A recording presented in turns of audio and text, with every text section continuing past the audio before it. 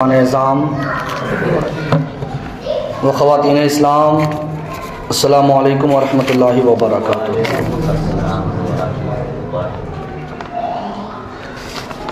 الحمدللہ رب العالمین والعاقبۃ للمتقین والصلاة والسلام علی سید المرسلین وعلی آلہ وصحابہ اجمعین، اما بعد فاعوذ باللہ من الشیطان الرجیم، بسم اللہ الرحمن الرحیم۔ اہدنا الصراط المستقیم صراط الذین انعمت علیہم غیر المغضوب علیہم ولا الضالین، آمین۔ صدق اللہ العظیم وصدق رسولہ النبی الامین المتین المبین الکریم، ونحن علی ذلک لمن الشاہدین والشاکرین والحمد للہ رب العالمین۔ واہ کیا جود و کرم ہے شہ بطحہ تیرا، واہ کیا جود و کرم ہے شہ بطحہ تیرا، نہیں سنتا ہی نہیں مانگنے والا تیرا۔ اور فرش والے تیری شوکت کا علو کیا جانے، فرش والے تیری شوکت کا علو کیا جانے، خسرواں عرش پہ اڑتا ہے فریرہ تیرا۔ حضرات گرامی، آئیے معمولات کے مطابق ہم اور آپ سب سے پہلے پیارے آقا، پیارے مولا، پیارے داتا، ختم الرسل، مولا کل، دانائی سبل، ہادی عالم، رحمت عالم، شمس الضحیٰ، بدر الدجا، نور الہدا، ہم سب کے آقا و مولا جناب محمد الرسول اللہ صلی اللہ تعالیٰ علیہ وسلم کی بارگاہ دربار میں عقیدت و محبت کے ساتھ ہدیہ درود پیش کریں۔ پڑھے درود پاک، اللہم صلی علی سیدنا و شفیعنا و حبیبنا و مولانا محمد معدن الجود والکرم وآلہ الکرام و ابنہ الکریم وبارک وسلم، صلاۃ و سلام علیک یا رسول اللہ صلی اللہ تعالیٰ علیہ وسلم۔ حضرات گرامی، حق و باطل کے متعلق ہم آج گفتگو کریں گے۔ ہمارا عقیدہ کن کے عقیدے کے مطابق ہونا چاہیے؟ آج جو ہم بات کریں گے اصول کے مطابق بات کریں گے، بنیادی عقائد کے متعلق بات کریں گے۔ کہ آپ کا عقیدہ بنیادی طور پر کیسا ہونا چاہیے، آپ کو عقیدے کے لحاظ سے کس طرح بندہ ہونا چاہیے، کیا آپ کا عقیدہ صدیق اکبر کی طرح ہے یا نہیں، عمر فاروق کی طرح ہے یا نہیں، صحابہ کرام کی طرح آپ کا عقیدہ ہے یا نہیں۔ آپ کا عقیدہ کا مطلب سمجھ رہے ہیں، آپ کس طرح مانتے ہیں شریعت کو، اللہ کو، اللہ کے رسول کو، دل سے آپ کس طرح اللہ و رسول کو مانتے ہیں۔ آپ آسان زبان پہ یہی سمجھیے کہ آپ کو ماننا کیسے ہے اللہ کو اور اللہ کے رسول کو، شریعت کو کس طرح ماننا ہے۔ تو آپ کے عقائد کیسے ہونے چاہیے، انشاءاللہ تبارک و تعالیٰ آج ہم واضح کرنے کی کوشش کریں گے۔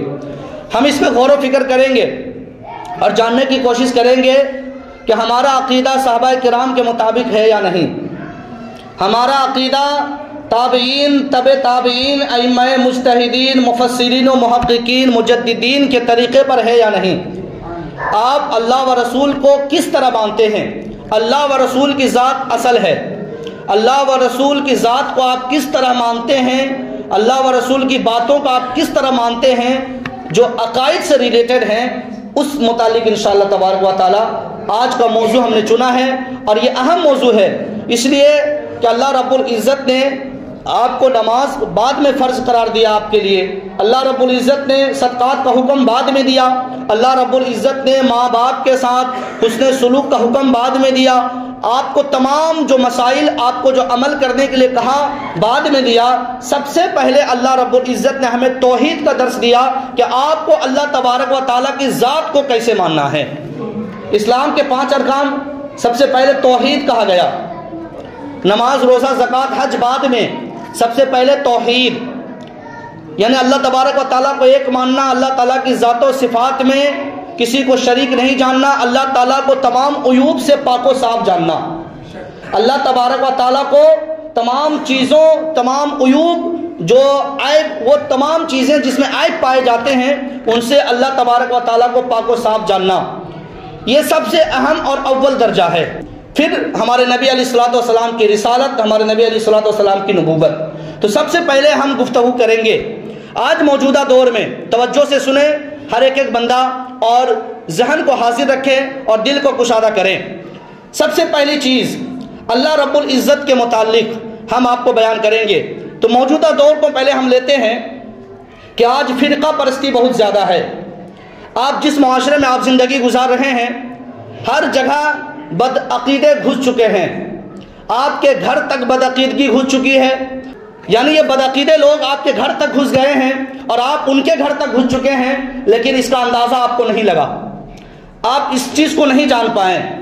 تو انشاءاللہ تبارک و تعالیٰ آج غور سے آپ ایک ایک حضرات سنیں گے، جو اب تک نہیں آئے ہیں وہ گھر سے آپ میری گفتگو کو سنیں۔ جو باتیں آپ سے کروں گا بس واحد مقصد، ایک مقصد یہی کہ آپ صحیح راستے پر چلیں، بس آپ کا عقیدہ درست رہے، اس کے علاوہ اور کوئی مقصد نہیں۔ نہ ہی آپس میں کسی کو لڑانا اور نہ ہی کسی کو گمراہ کرنا اور نہ ہی کسی کو رائے حق سے بھٹکانا، بلکہ ایک واحد مقصد کہ آپ صحیح راستے پر یقینی طور پر آپ چلنے کے قابل ہو جائیں، بس یہی مقصد ہے۔ سمجھ رہے ہیں؟ ایک مرتبہ درود پاک پڑھ لیجیے، اللہم صلی علی سیدنا و شفیعنا و حبیبنا و مولانا محمد معدن الجود والکرم وآلہ الکرام و ابنہ الکریم وبارک وسلم صلاۃ و سلام علیک یا رسول اللہ صلی اللہ تعالی علیہ وسلم۔ آج موجودہ دور میں فرقہ پرستی کا دور ہے۔ ایک عام نوجوان، ایک عام انسان سمجھ نہیں پاتا ہے، وہ ان کے اندر علم دین نہیں۔ اگر صرف حافظ ہے تو حافظ ہونے سے وہ عالم نہیں بن جاتا، صرف حافظ بھی ہے تو وہ بھی ایک عام انسان کی طرح ہے علمی لحاظ سے۔ ایک حافظ ہے قرآن کا، وہ حفظ کیا ہوا ہے لیکن اس کے اندر علم نہیں ہے، ان کو بھی سمجھنا نہایت ضروری ہے۔ عوام ایسے پڑھے لکھے نہیں ہیں، نوجوان پڑھے لکھے نہیں ہیں، ان کے اندر بھی علم نہیں ہے، وہ ان کو بھی سمجھنا ضروری ہے۔ ایک عام مومنین، ایک عام مسلمان سمجھ نہیں پاتے ہیں۔ آج موجودہ دور میں ہم جائیں تو کس کی طرف جائیں؟ سب کے پاس دلائل ہیں، سب اپنے آپ کو صحیح کہتا ہے۔ سنی اپنے آپ کو صحیح کہہ رہا، دیوبندی اپنے آپ کو صحیح کہہ رہا، غیر مقلد اپنے آپ کو صحیح کہہ رہا، اہل حدیث اپنے آپ کو صحیح کہہ رہا ہے۔ ہر ایک فرقہ جو ہے اپنے آپ کو صحیح کہہ رہا ہے۔ ایک عام نوجوان کیسے امتیاز کرے، جائے تو کس کی طرف جائے؟ ہر ایک بندہ اپنی طرف بلا رہا ہے کہ ہم صحیح ہیں، ہر ایک بندہ عقیدہ والا بدعقیدہ ہر ایک بندہ اپنی طرف بلا رہا ہے، تو عام نوجوان جائے تو کس کی طرف جائے؟ چلیے قرآن کریم کی آیت اور حدیث مبارکہ کی روشنی میں ہم بات سمجھنے کی کوشش کرتے ہیں کہ 3-4 کتابوں کا میں نام آپ کے سامنے پیش کرتا ہوں۔ حفظ الایمان، ایک کتاب جو بدعقیدوں کے بڑے مولوی نے لکھا، ایک کتاب کا نام ہے حفظ الایمان۔ تحذیر الناس، ایک کتاب جو مولویوں، جو بڑے بدعقیدوں کے بڑے مولوی ہیں، انہوں نے یہ کتاب لکھی۔ اس کے علاوہ تقویۃ الایمان، اس کے علاوہ فتاوی رشیدیہ، یہ 4 کتاب کا نام میں نے گنایا۔ اس کے علاوہ بہت ساری کتابیں ہیں، میں اس کی کتابوں سے میں آپ کو پہلی بات سنانے کی کوشش کروں گا۔ اللہ کے متعلق سب سے پہلی چیز کہ اللہ کے متعلق ہمارا عقیدہ، ہمارا ایمان کیسا ہونا چاہیے۔ ہمارا، ہم سنیوں کا، تمام سنیوں کا، بیٹھے موجود سنیوں کا عقیدہ یہ ہے کہ اللہ رب العزت تمام عیوب سے، تمام عیب سے پاک و صاف ہے۔ اللہ تبارک و تعالیٰ کے اندر کوئی بھی عیب پایا نہیں جاتا، اللہ رب العزت عیب سے پاک ہے۔ لیکن ان بدعقیدوں کا بڑا مولوی اپنی کتاب میں لکھتا ہے کہ اللہ رب العزت کے لیے جھوٹ بولنا، کذب، جھوٹ بولنا ممکن ہے، یعنی اللہ تعالیٰ بولتا نہیں ہے اور نہ کبھی بولا ہے، لیکن ممکن ہے، بول سکتا ہے۔ اللہ تعالیٰ کے متعلق کیا کہا؟ کذب، اس کے لیے اللہ تعالیٰ کے لیے ممکن ہے۔ یہ بدعقیدوں کا بڑا مولوی کتاب کی کتابی شکل میں چھپی ہوئی ہے، موجود ہے۔ دلائل کے طور پر دیکھنا چاہیں تو آپ اس کو دیکھ بھی سکتے ہیں، گوگل میں بھی یہ جو ہے دستیاب ہے۔ اللہ کے لیے کذب جو ہے ممکن ہے، اللہ تعالیٰ جھوٹ بول سکتا ہے۔ وہ دلیل پیش کرتا ہے، ان اللہ علی کل شیء قدیر، اللہ تعالیٰ ہر چیز پر قادر ہے۔ جب انسان جھوٹ بول سکتا ہے تو اللہ تعالیٰ بھی بول سکتا ہے۔ یہ الگ بات ہے کہ بولتا نہیں ہے، یہ الگ بات ہے کہ بولتا نہیں ہے۔ ہمارا عقیدہ یہ ہے کہ اللہ تبارک و تعالیٰ کسی بھی صورت میں جو چیز تحت قدرت ہی نہیں، اللہ تبارک و تعالیٰ کے لیے جھوٹ بولنا ممکن کی بات تو دور، اللہ تبارک و تعالیٰ کے لیے جھوٹ بولنا محال ہے۔ اللہ تبارک و تعالیٰ عیب سے پاک و صاف ہے۔ انہوں نے دلیل پیش کی، ان اللہ علی کل شیء قدیر، قرآن کریم کی آیت ہے، ہر چیز پر قادر ہے۔ ہر چیز پر قادر ہونے کا کیا مطلب؟ کہ ایک انسان اگر چوری کر رہا ہے تو کیا اللہ تعالیٰ چوری کر سکتا ہے؟ کیا انسان اگر کوئی زنا کر رہا ہے تو اللہ تعالیٰ زنا کر سکتا ہے؟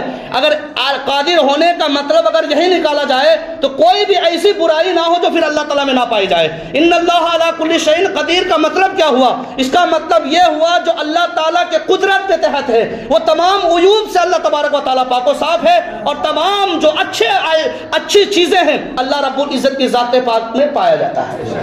اللہ تبارک و تعالیٰ نے فرمایا کہ مجھ سے بڑا سچا کوئی ہے ہی نہیں۔ ہمارے نبی کے لیے ہمارا عقیدہ یہ ہے کہ شرعی طور پر ہمارے نبی علیہ الصلوۃ والسلام معصوم ہیں، ان سے جھوٹ نہیں ہو سکتا، جھوٹ نہیں بول سکتے، لیکن عقلی طور پر یہ ممکن ہے۔ ممکن ہونے کا مطلب یہ کہ بشریت دیکھ کر انسان سے جھوٹ بولا جاتا ہے، لیکن کبھی نبیوں نے جھوٹ بولا نہیں اور نہ کبھی بولے گا۔ یہ امکان نبیوں میں پایا جاتا ہے بشریت کے لحاظ سے، لیکن اللہ کی ذات میں امکان کا بھی جو ہے نہیں پایا جاتا، امکان بھی نہیں پایا جاتا۔ اگر اللہ کے لیے بھی امکان لائے اور نبی کے لیے بھی لائے تو یہ شرک ہو جائے گا۔ اللہ کی صداقت اور نبی کی صداقت ایک ہو جائے گی اور وہ خود مشرک ہو جائے گا۔ تو اللہ تعالیٰ کا سچ ہونا اور نبی کا سچ ہونا دونوں میں فرق ہے۔ عقلی دلیل، عقلی طور پر بھی شرعی طور پر بھی اللہ تعالیٰ جھوٹ نہیں بول سکتا، اور ہمارے نبی اور تمام انبیاء کرام عقلی طور پر جھوٹ بول سکتے ہیں، اس کا وقوع کبھی ہوا نہیں اور نہ کبھی ہوگا، لیکن شرعی طور پر اللہ کے رسول یا کوئی بھی نبی کوئی بھی رسول کبھی جھوٹ نہیں بول سکتے ہیں اور نہ کبھی اس کا وقوع ہوگا، یہ کبھی واقع نہیں ہوگا۔ یہ ہمارا عقیدہ ہے، لیکن اس چیز کو اللہ کی طرف انہوں نے کیا، تو یہ عقیدہ جو رکھے، آپ بتائیں وہ حق پر رہے گا یا غلط راستے پر رہے گا؟ غلط راستے پر رہے گا، یہ واضح بات ہے۔ اور یہیں تک نہیں، باتیں تو بہت ساری ہیں۔ ایک چیز اور میں آپ کو بتاتا چلوں، انہوں نے ایسی ایسی باتیں کی ہیں اپنی کتابوں میں جس کو تو پڑھنے سے بھی جو ہے زبان کانپنے لگتی ہے، بدن پہ کپ کپی تاری ہو جاتی ہے۔ یہ اتنی بدتر قوم ہے، کوئی بھی کسی بھی قوم کا ماننے والا ہو اپنے قوم کے پیشوا کی وہ تعریف تلاش کرتا ہے، تعریف ڈھونڈتا ہے، لیکن یہ اتنے بڑے بدبخت بدعقیدے لوگ ہوتے ہیں کہ اپنے پیشوا کی برائی اور عیب تلاش کرتے ہیں۔ قاسم نانوتوی تحذیر الناس میں لکھتا ہے، میرے نبی علیہ الصلوۃ والسلام کے متعلق، نبی کے متعلق لکھا، ہم لوگوں کا عقیدہ، ہم تمام سنیوں کا عقیدہ یہ ہے کہ میرے نبی علیہ الصلوۃ والسلام کے بعد کوئی نیا نبی نہیں آ سکتا، کوئی نبی نہیں آ سکتا، زمانے کے لحاظ سے بھی، مرتبے کے لحاظ سے بھی، ہر لحاظ سے کوئی نبی نہیں آ سکتا۔ تحذیر الناس میں قاسم نانوتوی نے لکھا نبی کے متعلق، ہمارے نبی علیہ الصلوۃ والسلام کے متعلق، کہ مقام و مرتبے کے اعتبار سے ہمارے نبی آخری ہیں، یعنی مرتبے کے لحاظ سے ان جیسا نبی نہیں آ سکتا، مرتبے کے لحاظ سے ان جیسا نبی نہیں آ سکتا، لیکن کم مرتبے والا نبی آ سکتا ہے، کم مرتبے والا، جس کا مرتبہ کم ہمارے نبی سے کم ہو وہ آ سکتا ہے۔ اس کا مفہوم میں آپ کو بتا رہا ہوں۔ ہر ایک سنی کا یہ عقیدہ، بلکہ یہ اجماعی عقیدہ صحابہ کرام کا یہ عقیدہ، ما کان محمد ابا احد من رجالکم ولکن رسول اللہ وخاتم النبیین وکان اللہ بکل شیء علیما۔ 22ویں پارے کی آیت ہے جو ہم دلیل کے طور پر پیش کر رہے ہیں، 22واں پارہ دوسرے صفحہ، حافظ صاحب لوگ دیکھ لیں کہ اس میں قرآن کریم کی اس آیت پہ واضح طور پر یہ فرمایا گیا کہ ہمارے نبی علیہ الصلوۃ والسلام آخری نبی، زمانے کے لحاظ سے بھی، مرتبے کے لحاظ سے بھی، ہر لحاظ سے ہمارے نبی آخری نبی ہیں۔ میرے نبی کے بعد کوئی نبی نہیں آ سکتا۔ اگر قیامت کے قریب عیسیٰ علیہ السلام بھی آئیں گے، وہ نبی ہیں، ان کو نبوت مل چکی ہے، اگر اس امت میں آئیں گے تو وہ نبی بن کے نہیں آئیں گے، بلکہ میرے نبی علیہ الصلوۃ والسلام کی امتی بن کر آئیں گے، میرے نبی علیہ الصلوۃ والسلام کے امتی بن کر آئیں گے، کوئی نیا نبی نہیں آ سکتا۔ یہ ہم لوگوں کا یہ عقیدہ اور ان لوگوں کا بھی عقیدہ ہے، لیکن ان کے جو بڑے مولوی اس طرح کی گستاخی کر دیے جس کی وجہ سے غلام احمد قادیانی، جو قادیانیت پھیل رہی ہے، انہوں نے ان کی کتاب سے دلیل پیش کی کہ عیسیٰ علیہ السلام نے یہ پیشن گوئی کی تھی اپنی کتابوں میں، قرآن کریم میں اس کا بھی ذکر آیا کہ احمد جو میرے بعد نبی آئے گا ان کا نام احمد ہوگا، تو وہ احمد میں ہی ہوں۔ یہ قادیانیت اس کی وجہ سے عروج پر آنے لگی اور انہوں نے دلیل پیش کیا کہ احمد کوئی محمد نہیں بلکہ وہ میں ہوں۔ اس طرح جو ہے بعد میں نبوت کے دعوے دار بھی پیدا ہو گئے، اس طرح کے فتنے فساد ہوئے۔ اور میں آپ کو بتاتا چلوں، میرے نبی علیہ الصلوۃ والسلام کے متعلق اپنی کتابوں میں اس نے لکھا، شیطان کے علم کو بڑھانے کی کوشش کی، ہمارے نبی علیہ الصلوۃ والسلام کے علم کو گھٹانے کی کوشش کی۔ اللہ اکبر۔ میں آپ کو سناتا چلوں، ہمارے نبی علیہ الصلوۃ والسلام کے علم کو کم کرنے کی کوشش کی۔ ایک اور عبارت سنیے ان کی، انہوں نے کہا کہ نبی جو ہیں عملیات میں کم ہو سکتے ہیں، یہ امتی عمل کے لحاظ سے مرتبے میں تو نبی اعلیٰ ہیں، مرتبے میں تو رسول اعلیٰ ہیں، لیکن عمل کے لحاظ سے جو عمل کرتے ہیں، جیسے نماز پڑھ رہے ہیں پڑھتے جا رہے ہیں، روزہ رکھ رہے رکھتے جا رہے ہیں، تو عمل کے لحاظ سے امتی نبی کے برابر بھی ہو سکتے ہیں اور نبی سے بڑھ بھی سکتے ہیں۔ عمل کے لحاظ سے مثال پیش کرتا ہے، اس لحاظ سے کہ مثال کے طور پر ہمارے نبی علیہ الصلوۃ والسلام نے 1 مرتبہ حج کیا، اور بہت سارے ایسے بندے ہیں جو 60 مرتبہ 30 مرتبہ حج کرتے ہیں۔ ہمارے نبی علیہ الصلوۃ والسلام 63 سال کی عمر پائی، بہت سارے حضرات ایسے ہیں جنہوں نے 100 سال کی عمر پائی، 100 سال عبادت کیے۔ میرے نبی علیہ الصلوۃ والسلام 63 سال عبادت کیے، تو عمر میں عمل کے لحاظ سے بڑھ گئے نا۔ یہ ان کا عقیدہ کہ عمل کے لحاظ سے بھی نبی سے بڑھا جا سکتا ہے، اور یہ دلیل پیش کرتا ہے جو میں نے آپ کو بیان کیا کہ کسی کی عمر 100 برس ہے تو 100 سال عبادت کیا، ہمارے نبی 63 سال عمر ہے تو اس سے 63 سال عمر عبادت کی، تو عمل کے لحاظ سے تو وہ بڑھ گئے، یہ دلیل پیش کرتے ہیں۔ تو میں آپ اس سوال کے جواب میں واضح طور پر بیان کرتا ہوں، جبریل امین حضور علیہ الصلوۃ والسلام کی بارگاہ میں تشریف لائیں۔ جبریل امین سے ہمارے نبی علیہ الصلوۃ والسلام نے 1 مرتبہ پوچھا کہ جبریل بتاؤ کہ تمہاری عمر کتنی ہے، تمہاری عمر کتنی ہے؟ تو جبریل امین علیہ السلام عرض کرنے لگے، حضور اصل علم تو مجھے نہیں، لیکن اتنا ضرور جانتا ہوں کہ 70,000 سال میں ایک ستارہ جو آسمان میں چمکتا ہے، میں نے اسے 70,000 مرتبہ دیکھا ہے۔ اتنی لمبی عمر میں نے پائی ہے۔ آپ توجہ سے سنیں گے، اپنے ذہن کو آپ جو ہے واضح کرنے کی کوشش کریں گے، جو گمراہیت کی طرف بھاگتے جا رہے ہیں اپنے ذہن کو سازگار کرنے کی کوشش کریں گے۔ ہمارے نبی علیہ الصلوۃ والسلام نے فرمایا، جبریل امین وہ ستارہ جب میں سجدہ کرتا تھا اور سجدے سے میں سر اٹھاتا تھا، سجدے سے سر اٹھاتا تھا، وہ نور جو میرے پیشانی میں تھا، یعنی وہ نور جو میں ہوں، وہ نور جو میرے پیشانی میں چمکتا تھا، وہ چمکتا نور کوئی اور نہیں، وہی ستارہ ہے۔ وہ ستارہ چمکتا تھا اور 70,000 سال تک میں ایک سجدہ کرتا تھا، پھر سر اٹھاتا تھا، پھر دوسرے سجدے کے لیے جاتا تھا۔ 70,000 سال تک میں سجدے میں پڑا رہتا، سجدے میں رہتا 70,000 سال تک ایک سجدہ۔ تو بتاؤ، اگر کوئی ظاہری عمر کو دیکھ کر بات کرے کہ میری عمر 100 سال 150 سال اور میں نبی کے عبادت سے بڑھ گئی، ہمارے عملیات ہم ان سے زیادہ عمل میں بڑھ گئے، تو انہیں یہ بتائیں کہ نبی ظاہری طور پر اگرچہ 63 سال کی عمر پائی، لیکن رب کعبہ کی قسم میرے نبی علیہ الصلوۃ والسلام اس وقت سے عبادت کر رہے تھے انسان کا وجود بھی دنیا میں نہیں ہوا تھا۔ تو رب کعبہ نے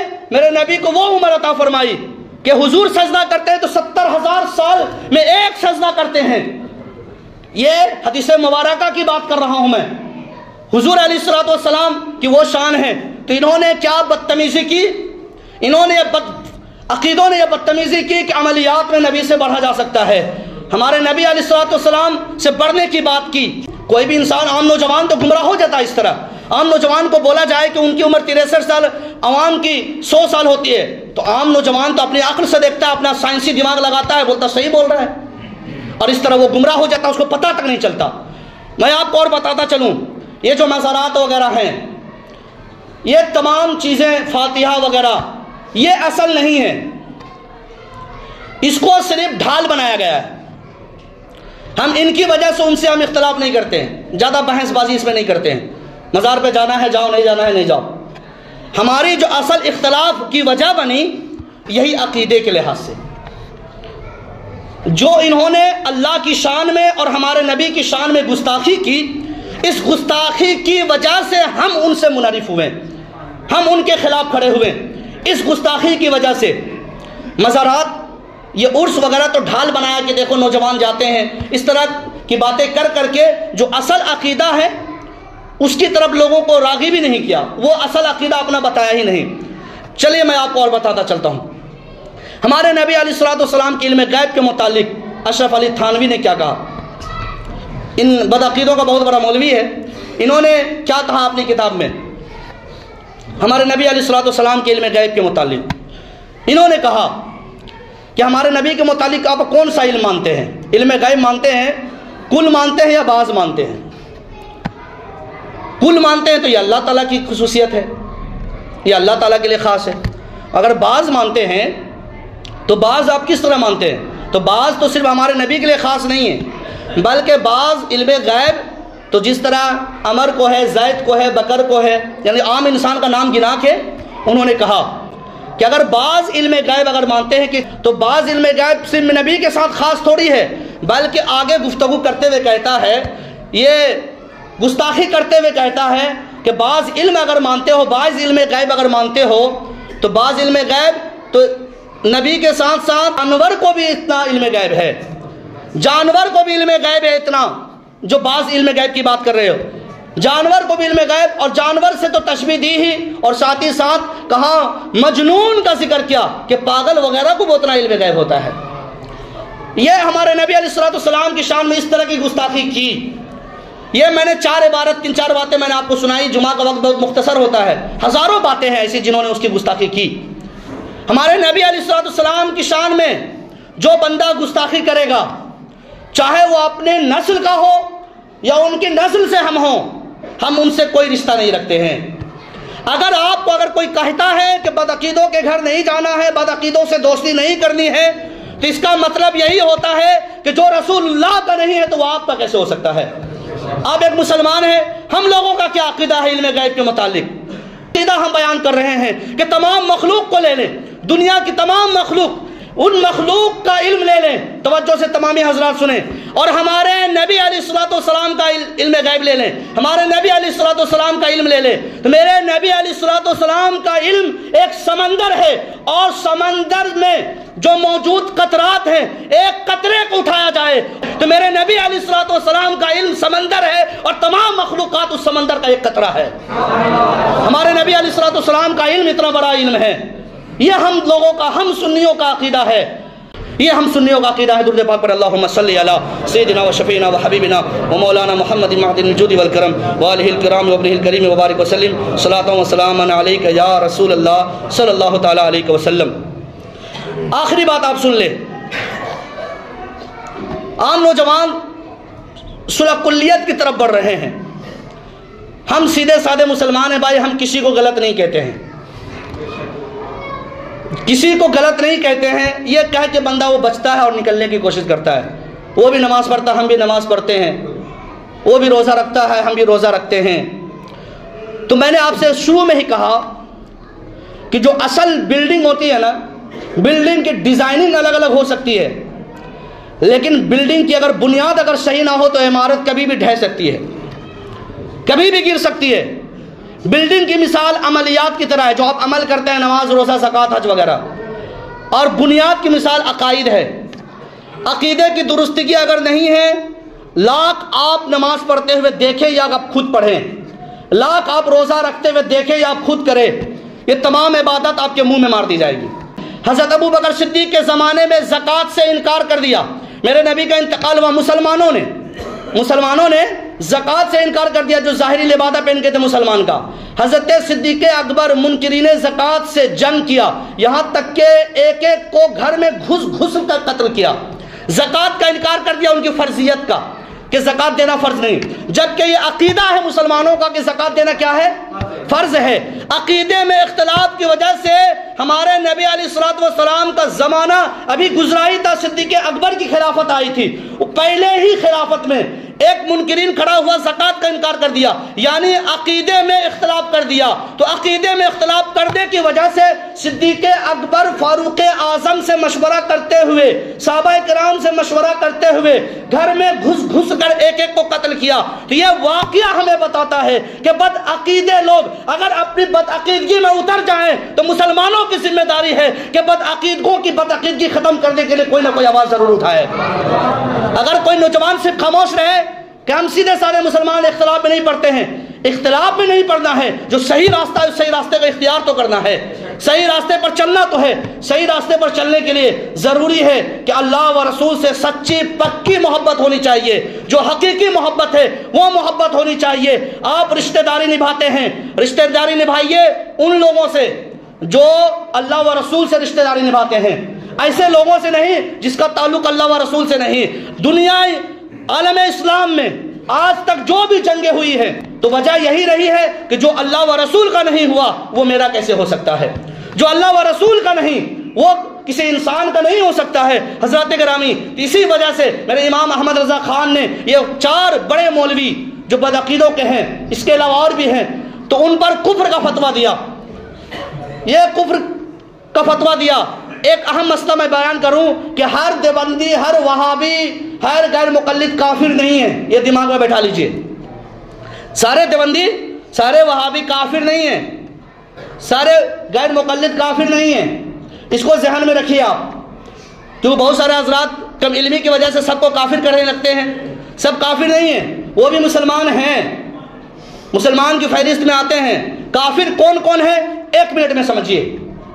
کافر وہ لوگ ہیں جو میں نے عقیدہ بیان کیا ان مولویوں کا جس پر امام احمد رضا خان ہی نے نہیں بلکہ عرب علماء، 22 عرب علماء اور ہندوستان کے 300 سے بھی زائد علماء نے جن پر کفر کا فتویٰ دیا، ان کے کفریہ کلمات کو جانتے ہوئے ان کو مانے تو وہ بھی کافر ہو جائے گا۔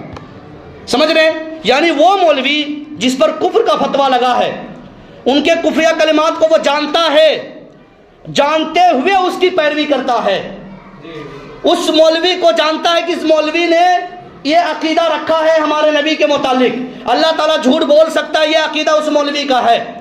اب اس عقیدے کو جانتے ہوئے جو عقیدہ رکھتا ہے وہ کافر ہو جائے گا، چاہے وہ عام وہ مسلمان ہو یا پھر وہ مولوی ہو۔ اگر جیسے عام نوجوان جو ہوتے ہیں وہ صرف نماز روزہ دیکھ کے جو ہے ان کے پیچھے نماز پڑھتے ہیں، ان کو کوئی خبر نہیں، تو ان کو کافر نہیں کہیں گے لیکن ان کو گمراہ ضرور کہیں گے۔ وہ راہ حق سے بھٹکا ہوا ہے، گمراہ ہے، وہ گمراہ ہو چکا ہے، صحیح راستے پر نہیں ہے۔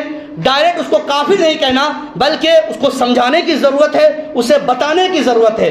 اگر اس کا عقیدہ بتانے کے باوجود بھی ان مولویوں کے پیچھے نماز پڑھ رہا ہے، ان کا عقیدہ بتانے کے باوجود بھی اگر ان کی پیروی کر رہا ہے، تب بلا شک و شبہ وہ بندہ بھی اسلام سے خارج ہو جائے گا، وہ ہمارے نبی علیہ الصلوۃ والسلام کا گستاخ مانا جائے گا، اللہ رب العزت کا گستاخ مانا جائے گا، وہ بھی اس کفر میں جو ہے ملوث ہو جائے گا۔ امید کرتے ہیں آپ سمجھ گئے ہوں گے کہ جو اس مولوی کی بدعقیدگی کو جانتے ہوئے جو اس کی پیروی کرے گا تو وہ گمراہ ہو جائے گا، وہ کافر ہو جائے گا، اور جو مکمل طور پر جانتا بھی نہیں ہے، بس میرا باپ دادا بھی دیوبندی تھا، ہم بھی دیوبندی، ہم بھی وہابی ہیں، بدعقیدہ تھا، ہم بھی ہیں، تو اس طریقے سے وہ کافر نہیں ہوگا لیکن گمراہ ہو جائے گا۔ اس کو بتانے کی ضرورت ہے، اسے سمجھانے کی ضرورت ہے۔ استغفر اللہ ربی من کل ذنب واتوب الیہ، اشہد ان لا الہ الا اللہ واشہد ان محمدا عبدہ ورسولہ۔ السلام علیکم ورحمۃ اللہ وبرکاتہ۔